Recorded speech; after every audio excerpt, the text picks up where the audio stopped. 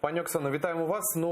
Вже знаємо, зокрема, з засобів масової інформації, що ви були дуже здивовані тому, що вашого чоловіка немає у списках. Будь ласка, поділіться з нами інформацією, яка вам відома безпосередньо на цю мить і ваші емоції.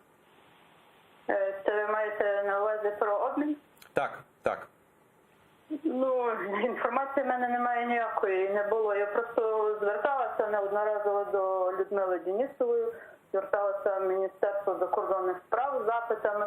Звичайно, я не можу бути в Києві, там бути присутнім на різних акціях, тому що мені далеко, і я сама виховую малолітню дочку, і матеріально мені важко кататися туди-сюди. Тому я писала, що можу, то можу писати, звертатися письмово. Звичайно, мене завіряли від Людмили Денісової, вони були дзвінки, що ми робимо все, щоб звільнити Андрія, все в такому роді.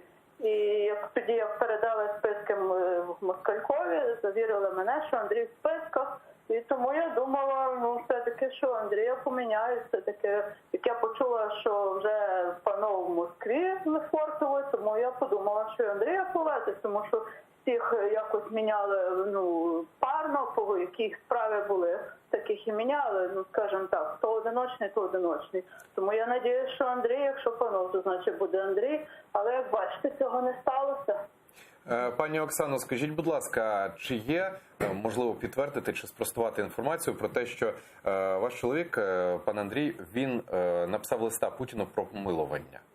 Так, сьогодні мені адвокат подзвонив зранку, Андрій написав листа про помилування. Це було рішення таке досить важке для нього, довго обдумував, але на основі того, що він не попав в списки обмін, тому він прийняв таке рішення і написав листа. Пані Оксано, ми особисто від телеканалу АТР, від цієї редакції бажаємо вам терпіння. Ми сподіваємося, що все буде гаразд і все ж таки ви свого чоловіка зможете обійняти якомога скоріше. І дякую вам дуже за те, що ви публічно виступаєте і не мовчите. Оксана Захтій, дружина полоненого Андрія Захтія, була щойно наживо зі студії телеканалу АТР.